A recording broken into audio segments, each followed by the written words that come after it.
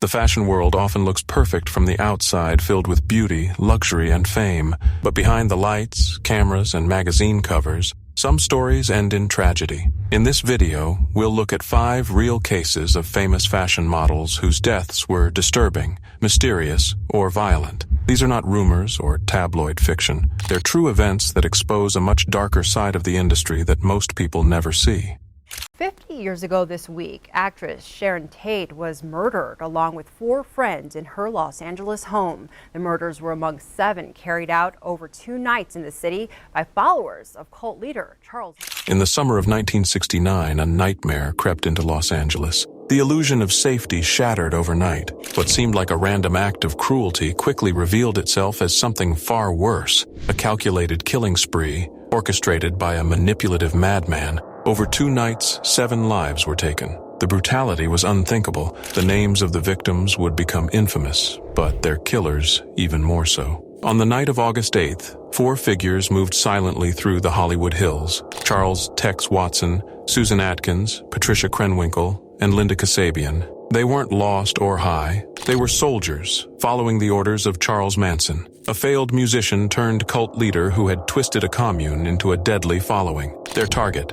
10050 Cielo Drive. The house once belonged to music producer Terry Melcher, who had rejected Manson's music. Now someone else lived there, someone who had nothing to do with him. Inside was actress Sharon Tate, 8.5 months pregnant, newly married to director Roman Polanski. She was with close friends: celebrity hairstylist Jay Sebring, coffee heiress Abigail Folger, screenwriter Wojciech Frykowski, and 18-year-old Stephen Parent. None of them would live to see the morning. After midnight, Watson cut the phone lines. They scaled the fence, calm and deliberate. Stephen Parent was the first to die. He sat in his car, preparing to leave. Watson approached, slashed him, and shot him 4 times. Cold, precise. Inside, Frykowski was asleep on the couch. Watson broke in through a window and let the others inside. Frykowski was kicked awake, and the group gathered the rest of the house. Tate and Sebring were tied together by the neck with a rope suspended from the ceiling. When Sebring objected to their treatment of Tate,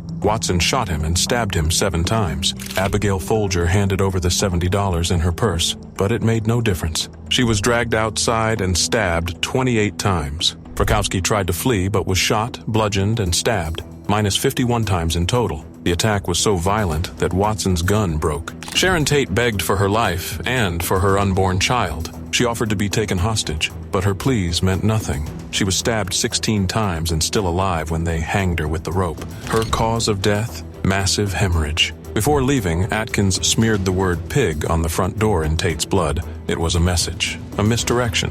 Manson wanted the murders to look like the beginning of a race war, what he called helter-skelter. The next night, Manson went with them. He led the group to the home of Leno and Rosemary LaBianca, ordinary people chosen at random. Manson tied up Leno, then left. Inside, Watson stabbed him repeatedly, starting with his throat, and carved the word war into his stomach. Rosemary fought back but was overwhelmed, stabbed 41 times by 3 attackers. Their home became a slaughterhouse. In 2 nights, 7 people were dead. The city was paralyzed with fear. The randomness, the cruelty, the apparent lack of motive, it didn't make sense. For days, police couldn't connect the dots, but soon the truth began to surface. Manson and his followers were arrested. Charles Manson, Tex Watson, Patricia Krenwinkel, Susan Atkins, and Leslie Van Houten were charged. Their trial became a spectacle. They carved X's into their foreheads. They smirked, showed no remorse. All were convicted and sentenced to death. But in 1972, the California Supreme Court ruled the death penalty unconstitutional. Their sentences were reduced to life imprisonment with the possibility of parole. Gia Karanji's name is a name that when you hear in the modeling industry, it's like a cautionary tale, right? It's a tale of sadness, tragedy, and extreme loss.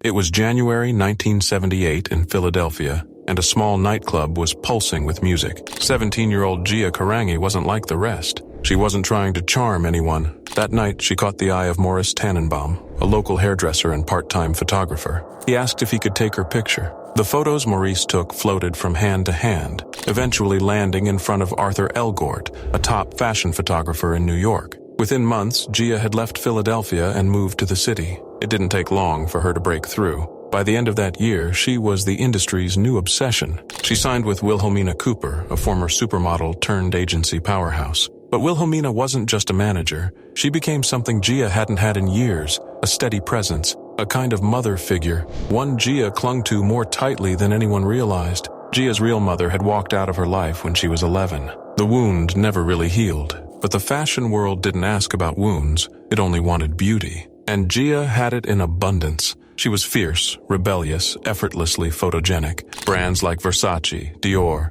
Yves Saint Laurent, and Armani scrambled for her. She fronted campaigns for Maybelline, Vidal Sassoon, Levi's. Francesco Scavullo, one of the most respected photographers of the time, called her unforgettable. She didn't follow rules, she didn't play it safe, and that made her electric. But while she was redefining beauty on the outside, something inside was starting to slip. Gia wore old jeans, men's shirts, and heavy boots. She loved women and never tried to hide it. Her first real relationship was with Sharon Beverly, a woman she met at a gay club back in Philly. And then came Sandy Linter, another model, another obsession. In one of Gia's most iconic shoots, she posed nude with Sandy. The photo became famous, but the relationship behind it was volatile, unbalanced, and left Gia emotionally raw. She often fell for the women she worked with, but those feelings weren't always returned. Still, the world adored her. By the time she was 18, Gia was earning over $100,000 a year. By 1979, she was gracing the covers of Vogue and Cosmopolitan.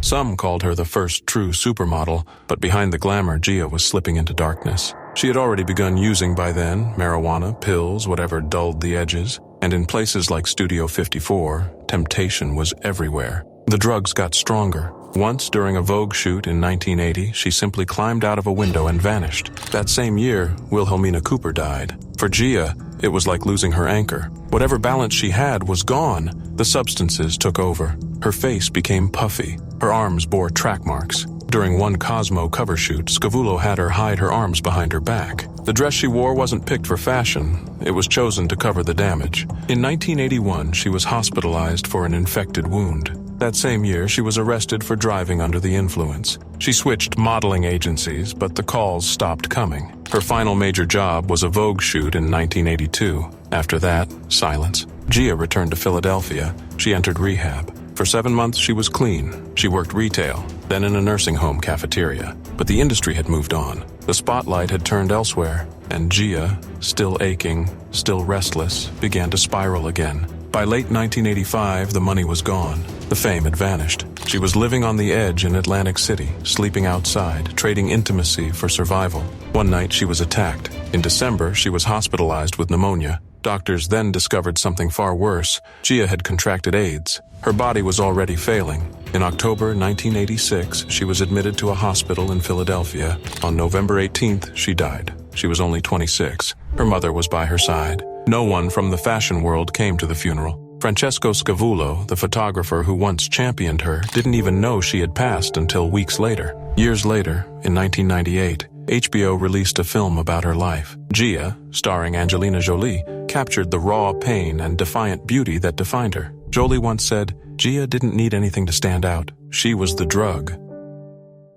In December of 1986, a gruesome scene unfolded in one of Los Angeles' wealthiest neighborhoods, and even hardened detectives struggled to make sense of it. An actress, long forgotten by Hollywood but once romantically tied to a king, had been brutally murdered inside her crumbling hillside mansion. Her name was Susan Cabot, but before the horror, she had been Harriet Pearl Shapiro, a girl from the Bronx abandoned by her father and left motherless after her mother was committed to a psychiatric hospital. Shuffled through foster homes, she grew up in shadows, in silence. But somehow, from that chaos, a performer emerged. Susan started as a children's book illustrator, her art full of innocence she'd never known herself. Then came singing gigs, then Hollywood. She signed with Universal Pictures and became a familiar face in westerns like Tomahawk and Gunsmoke. Her beauty was classic, almost haunting, but her biggest splash came in the world of cult horror, starring in Roger Corman's The Wasp Woman, a film that would eerily mirror her own descent. By the 1960s, the spotlight dimmed.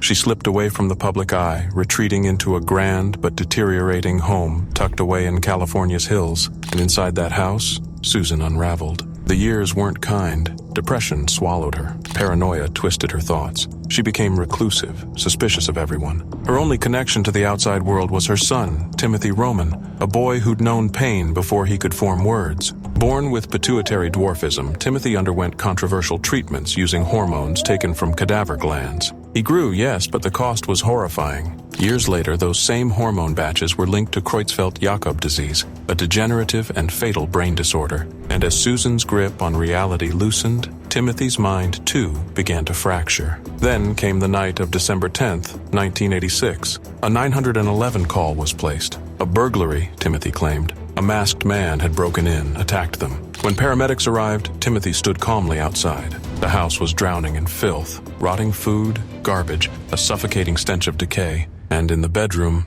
Susan. Her body was found on the bed, blood soaking through a lavender nightgown. A linen cloth was wrapped around her shattered skull. Blood painted the walls like a scene from one of her old horror movies. Only this time, the violence was real. Timothy's story began to crack almost immediately. There was no sign of forced entry, no evidence of an intruder. Police found the murder weapon hidden in his room, and then came the confession. He said she'd attacked him, said she woke up screaming, delusional, wild, lunging at him with a scalpel and a barbell. He claimed he acted in fear, that he struck back, that he didn't mean to kill her, but the damage had been done. The trial wouldn't begin until 1989, but when it did, it drew intense media attention, not for who Susan was in her prime, but for how deeply she'd fallen. Prosecutors charged Timothy with second-degree murder, but as the courtroom was flooded with images of the decaying home, with testimony of Susan's mental illness and Timothy's compromised brain, the narrative shifted. It wasn't just a murder. It was the slow-motion collapse of a family warped by trauma, failed by medicine, and forgotten by fame. Timothy's lawyers didn't try to paint him as a monster. Instead, they showed the jury a life steeped in desperation. They described a boy who had grown up in a prison of fear, watching his mother spiral into hallucinations, paranoia, and rage. Pediatric reports backed it up. Susan's emotional instability had begun harming Timothy before he was even a teenager. Judge Darlene Shemp wept during the trial. Evidence included a videotape, one that captured the rotting interiors of Susan's mansion in such visceral detail that even courtroom veterans were shaken. It wasn't just a house, it was a tomb for the living. On October 10th, 1989, Timothy was found guilty, not of murder, but of involuntary manslaughter. He was sentenced to 3 years of probation. With time served, he walked free. It was February 13th, 2007, in Montevideo, Uruguay. 18-year-old Eliana Ramos had been living with her grandmother, quietly, away from the flashing lights of cameras. That day, her grandmother opened the bedroom door to a chilling sight. Eliana was lying curled up on her bed, eyes wide open. She wasn't breathing. There was no struggle, no sound, just stillness and the unbearable truth. She had died alone. This wasn't the first tragedy to strike the Ramos family. Only 6 months earlier, her older sister Luizelle had collapsed backstage at Montevideo Fashion Week. She had just finished walking the runway and was heading off stage when she fell. Paramedics declared her dead at 9:15 p.m. The cause? Heart failure. She was 22, and she was starving. Luizelle had grown up in a disciplined athletic household. Her father had played in the 1966 FIFA World Cup. Her mother was a gym teacher, but in fashion, that foundation meant little. Luizelle stood 5 9 inches and had the look agencies wanted, but she was told, "You need to be thinner," and she listened. In her final months, reports say she ate mostly lettuce and drank Diet Coke. Her BMI dropped to 14.5, far below the World Health Organization's limit of 16 for severe thinness. At the time of her death, she weighed only 96 pounds. Her death sent shockwaves through the fashion industry. Born in 1988, Eliana began modeling at 16. She signed with Argentina's Dotto Models and traveled widely: Buenos Aires, Tokyo, Montevideo. She and Luizelle even modeled together in Japan. Her career was gaining momentum. She stood 5'7", but after her sister's death, everything changed. Friends said she was devastated, withdrawn. She lost weight rapidly. Some said it was grief. Others believed she was still trying to meet the same brutal standards that killed her sister. On February 13th, Eliana was staying with her grandparents. Her grandmother later said she saw no warning signs. Eliana hadn't complained, but when she opened the bedroom door, it was too late. Her granddaughter was gone. Doctors again cited heart failure from malnutrition, just like her sister. Just like Brazilian model Ana Carolina Reston, who had died 3 months earlier from the same cause. Eliana's agency denied any connection to eating disorders, claiming genetics might be to blame, but medical experts disagreed. The diagnosis was clear. Her body had given up. It was June 29th, 1978. Inside a modest apartment complex, that illusion shattered. A lifeless body had been discovered, not just any man, but someone millions once invited into their homes through their television screens. The corpse was battered, bound. The scene? Unimaginable. Blood smeared the walls, ceiling, and bed. Whoever had done this didn't just want Bob Crane dead. They wanted it to be personal. You might not know his name now, but in the 1960s, Bob Crane was America's charismatic darling. Born Robert Edward Crane in 1928, he had a natural flair for performance. By 11, he was a drumming prodigy. Soon, he transitioned into radio, charming listeners from New York to Los Angeles with his quick wit. In LA, he became the voice of the #1 morning show. But his leap into television changed everything. In 1965, he took on the role of Colonel Hogan in Hogan's Heroes, a sitcom improbably set in a German Wuttu prison camp. Against all odds, it was a hit. Crane was nominated for 2 Emmys. He had it all: fame, a smiling public image, and the adoration of millions. But as his fame soared, his private life spiraled into darkness. When the show ended in 1971, so did the magic. Crane's career stalled, his acting gigs dried up, and behind the scenes, his personal habits took a troubling turn. He became obsessed with filming his sexual encounters, often with the help of his closest friend, John Henry Carpenter. Carpenter wasn't just a sidekick. He was the supplier, the enabler. A video equipment salesman, Carpenter traveled with Crane, helping him set up and record his private escapades. The two would meet women, some of whom later claimed they had no idea they were being filmed. By 1978, Crane was trying to claw his way back to relevance, performing in a stage play in Arizona. On the day of his death, he missed a scheduled lunch. His co-star, Victoria Ann Berry, concerned, went to check on him. What she found would haunt her and the nation for years. Crane's skull had been crushed twice with what was suspected to be a heavy tripod. An electrical cord was wrapped around his neck. There were no signs of forced entry, no stolen items, just a brutal, intimate slaughter. The implication was chilling. This wasn't a random break-in. This was someone he knew. Suspicion immediately fell on Carpenter. He had flown into town just days before. Blood smears matching Crane's blood type were found inside Carpenter's rental car. It looked damning, but without DNA testing, which wasn't yet available, prosecutors hesitated. No murder weapon, no confession, just shadows and suspicion. For over a decade, the case lay cold. Until 1990, advances in forensic science breathed new life into the investigation. A forgotten photo from the crime scene resurfaced, showing what appeared to be brain tissue in Carpenter's car. The sample itself, gone. But the image was enough. In 1992, Carpenter was arrested. At trial in 1994, Bob Crane's own son, Scotty, took the stand. He told the court his father had been trying to cut ties with Carpenter, calling him an unwanted presence. Prosecutors argued that Carpenter, angry and abandoned, snapped, that he killed Crane in a jealous, bitter rage, but the defense came prepared. Witnesses claimed the two were seen dining happily just the night before. They pointed out the obvious: no murder weapon, degraded evidence, and more than a few potential suspects: jealous lovers, angry husbands, enemies from Crane's past. In the end, it wasn't enough. Carpenter was acquitted. He died in 1998, still insisting he was innocent. My name is Dal Kim. I'm from Seoul. Today you're going to go around New York with me. We're going to go to Chinatown. It was November 19th, 2009 in Paris, France. The streets of the 10th arrondissement were quiet, unaware of the tragedy unfolding inside one modest apartment. Inside, 20-year-old model Dal Kim, one of South Korea's brightest rising stars in fashion, was lying unresponsive. Just the night before, she had posted one final blog entry, hauntingly titled, "Say Hi to Forever." Along with it, she shared a video for a song called "I Go Deep" by Jim Rivers. Hours later, her boyfriend found her. It was already too late. Dal Kim wasn't just another face in the modeling world. She was already a global phenomenon. She had walked for Chanel, Dries Van Noten, Maison Martin Margiela. Her striking features, pale blonde hair, and androgynous aura had turned her into a fashion muse in New York, Milan, London, and Paris. Vogue, Harper's Bazaar, H&M, Gap, Topshop. Her image was everywhere. She had been crowned Model of the Year by Korea's Anan magazine in 2008. But beneath the surface of that glamorous success, Dal was slowly unraveling. The public saw her as bold, edgy, and enigmatic. But privately, she was drowning in emotional exhaustion and an aching loneliness that fame couldn't fix. Born May 31st, 1989, in Seoul, she spent much of her youth between South Korea and Singapore. A creative soul through and through, Doll painted, made experimental video art, and even held a solo art exhibition in 2007. She had a small star tattooed on her hand. Her humor was dry, often biting. Her blog, darkly titled "I Like to Fork Myself," became a digital diary that offered a window into her spiraling mind. In one 2007 post, she wrote, "I'm going to smash my face. My life as Doll is so miserable and lonely. I love you all."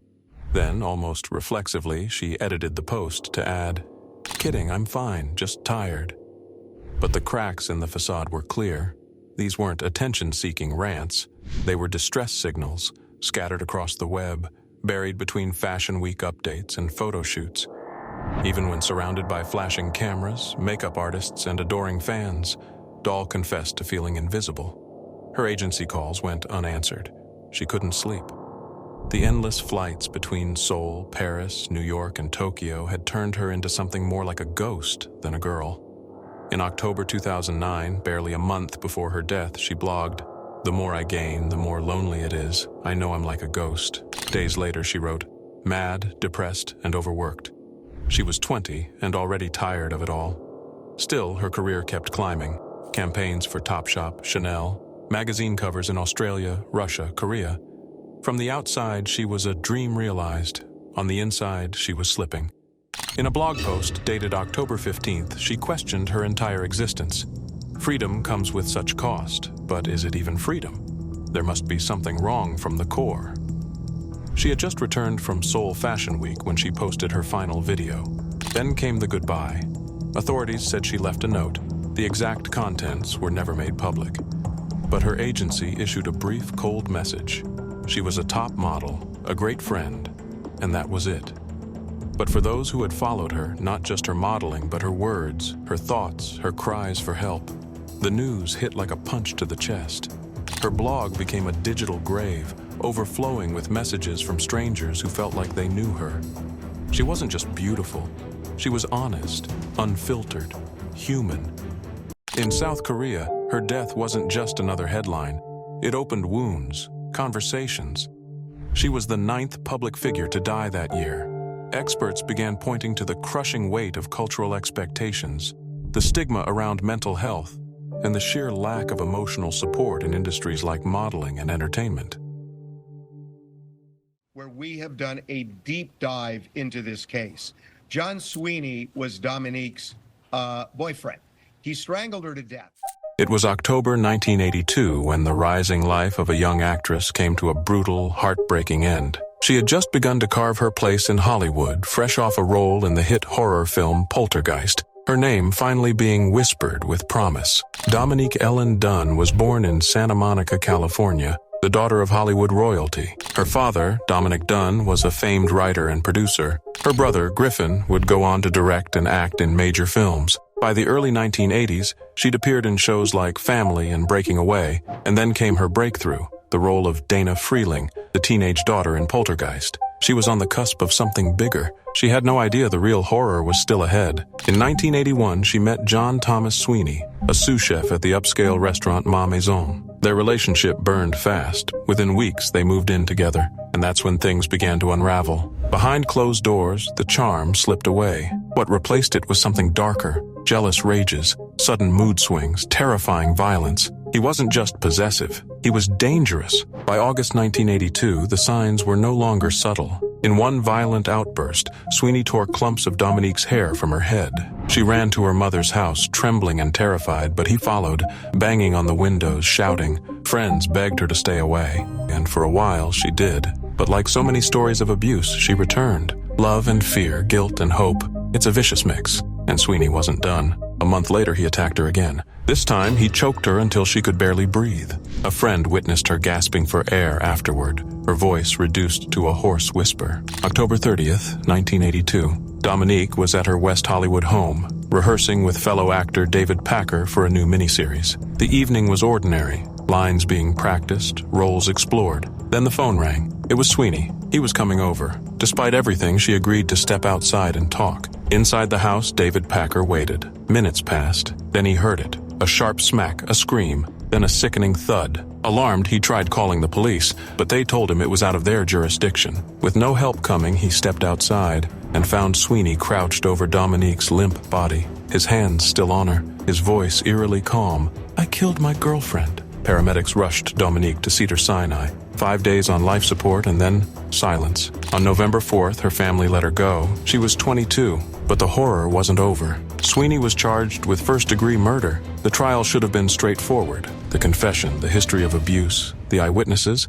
But what unfolded in court stunned the nation. The defense argued it wasn't premeditated, that he didn't remember strangling her, that it was a heat-of-the-moment mistake. Key evidence was buried. Testimony from his previous girlfriend, who had been hospitalized after multiple beatings, was ruled too prejudicial for the jury to hear. Dominique's friends and mother, who could have confirmed the threats and abuse, were silenced too, their words dismissed as hearsay. The jury never saw the full picture. On September 21st, 1983, the verdict came. Not guilty of second-degree murder. Instead, Sweeney was convicted of voluntary manslaughter and misdemeanor assault. The maximum sentence was 6.5 years. He served just 2.5 before walking free in 1986. Free, Sweeney vanished after his release, changed his name, moved cities.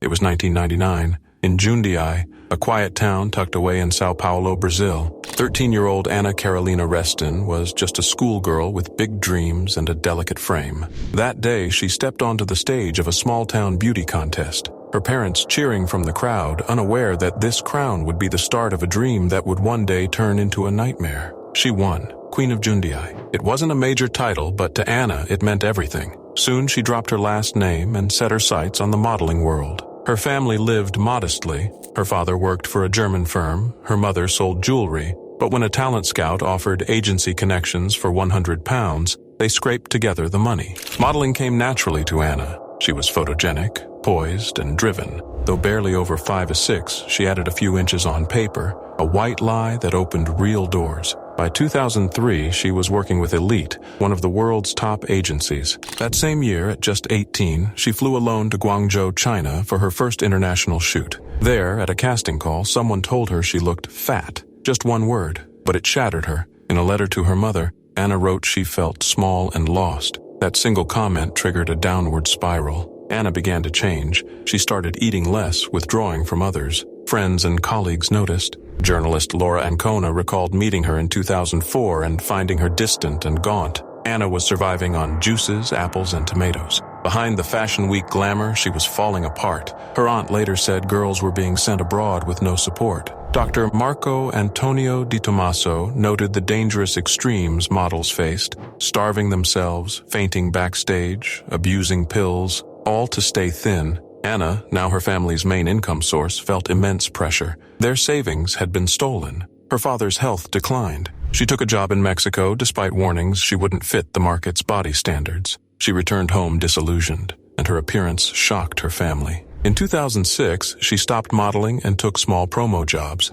By October, her health collapsed. At just 88 pounds, her organs began to fail. On November 15, 2006, at 7:10 a.m., Ana Carolina Reston died. She was only 21. The official cause? Multiple organ failure, infection, and kidney problems. But those who knew her knew the real cause, the crushing pressure to be perfect in a world that rewarded thinness and silence. Her death made global headlines. Some in the industry deflected blame. Others finally began to speak out. Slowly, reforms emerged. But for Ana, it was too late. Her mother now runs a small jewelry shop in her memory. Behind the counter, Ana's portrait smiles, forever young. She's in the ground now, her mother says. I don't know how to live without her. She was my right arm. Ana dreamed of being a supermodel, and for a moment she was. But behind every polished photo was a girl disappearing under the weight of an industry that measured her worth by how little space she took up. And heartbreakingly, she is far from the only one. It was June 28, 2008 in New York City. Ruslana Korshunova was just 20 years old. Born in Kazakhstan and raised in Russia, Ruslana had been discovered at 15 and quickly rose through the ranks, gracing the pages of Vogue, Elle, and walking the runways in Paris. Her 21st birthday was only days away, and she had no idea the clock was quietly counting down her final hours. That morning, she stepped out to buy some fruit. Around noon, she spoke to her boyfriend, Mark Kaminsky. They were supposed to attend a birthday party that night. At 12:19 p.m., she logged into her social media for what would be the last time. Then she made a phone call, not to her boyfriend, her mother, or a close friend, but to Vladimir Voronov, a man with whom she had a complicated past. They had met at a Moscow party back in 2007. He introduced her to a group called Rose of the World, a self-help organization that promised clarity and emotional healing, but behind the sleek branding was something far more troubling. Its seminars cost nearly $900 and were led by Vladislav Diz, a Russian millionaire who flaunted his wealth online but ran sessions that sounded more like emotional warfare. Loud music, screaming, forced confessions, psychological intensity masked as breakthroughs. One journalist who infiltrated the group later described it as disturbing and manipulative. Ruslana, who had already been emotionally worn from non-stop work, travel, and the performative party scene, fell deep into it. She cried in sessions. She opened up about losing her father. She invited fellow model Anastasia Drozdova to join. A year later, Anastasia died too, under eerily similar circumstances. Back in New York by spring 2008, something had shifted. Her once bright energy turned erratic. Friends said she seemed distant, fragile. Her posts online became cryptic. She missed jobs. She lost weight. She was pulling away, and then there was something else, something darker, hidden behind her green eyes and model-perfect smile. "Even if I'm not here anymore," she once told Vladimir, "the whole world will talk about me." On the day she died, she called him twice. First, to say she wasn't feeling well. Then again, minutes later, but he didn't pick up. By 2:30 p.m., it was over. Ruslana fell from the 9th floor balcony of her apartment at 130 Water Street. A concierge would later describe seeing her broken body on the pavement. Small, fragile, pitiful, her arms and neck shattered. But what stood out the most was her hair. It looked uneven, as if someone had hastily cut it. A Moscow mortician later confirmed it hadn't been torn from the fall. It had been chopped, deliberately. There was no sign of a struggle. Surveillance footage showed no one entering or leaving the building. The NYPD ruled it a suicide. Case closed. But Ruslana's mother, Valentina, refused to believe it. She said her daughter had been fine, happy even. Just the night before, she'd watched a movie with an ex-boyfriend who later said it felt like she was quietly saying goodbye. She had also asked Vladimir for money. 10,000 rubles, about $400, 10 days before her death. For what? She never said. In 2006, when Ruslana was only 18, she flew on Jeffrey Epstein's private jet to his island in the U.S. Virgin Islands. Her name now appears in 2024 court documents confirming that trip. What happened there? No one knows. She never spoke about it, not publicly. By the time she met Vladimir and entered Rose of the World, she was already unraveling. Experts later said the group functioned like a cult, addictive, emotionally coercive, designed to break you down, then sell you the illusion of being healed. Peter Pomerantsev, the journalist who went undercover, called her the perfect victim. And another expert, Rick Allen Ross, warned that groups like these prey on people in distress. The organization denied any involvement. Vladislav Diz quietly shut it down, only to relaunch it years later under a new name, still offering expensive breakthrough seminars to the vulnerable and broken. Ruslana was buried in Moscow on July 7, 2008. Her mother chose the city because, for a time, it had made her daughter happy. It was a night in 1975. In Venice, California, the streets were quiet, the kind of quiet that doesn't hint at tragedy. Somewhere under those dim streetlights, a rising star in American theater and television was walking to her car, completely unaware that she had minutes left to live. Barbara Colby wasn't just another actress. She was radiant. Born on July 2, 1939, she'd found her passion for theater in high school back in New Orleans. Her talent was undeniable, her energy infectious. After graduating in 1957, she earned a scholarship to Bard College and even spent a semester studying at the Sorbonne in Paris. Like so many dreamers, she moved to Manhattan, juggling waitressing and secretarial jobs while chasing the stage with everything she had. And it paid off. By 1964, Barbara had audiences captivated in 6 characters in search of an author, and a year later, she debuted on Broadway. She glowed in every role, from classic Shakespearean parts to modern dramas. But it wasn't just her acting, it was her presence, her husky voice. That booming, full-body laugh, the way she lit up a room. People remembered her, admired her, loved her, and television noticed too. By the early 1970s, Barbara was working on both coasts. appearing in popular series. Her guest role as Sherry on The Mary Tyler Moore Show made such an impression that she was cast as Julie Erskine in a brand new spin-off called Phyllis, starring Cloris Leachman. It was her moment, her breakthrough. She had just finished filming the first 3 episodes. She was on the brink of something big. Then, everything stopped. On July 24th, 1975, Barbara had spent the evening doing what she loved, teaching an acting class. The session wrapped up around 11:50 p.m. She and fellow actor James Kiernan walked together to their car, parked in a nearby lot. It wasn't unusual for actors to linger there and chat under the streetlights. Another friend, Ron Rifkin, usually joined them, but that night he stayed home sick, a twist of fate that likely saved his life. As Barbara and James neared their vehicle, a light-colored van pulled up. No words, no warning, no signs of a struggle.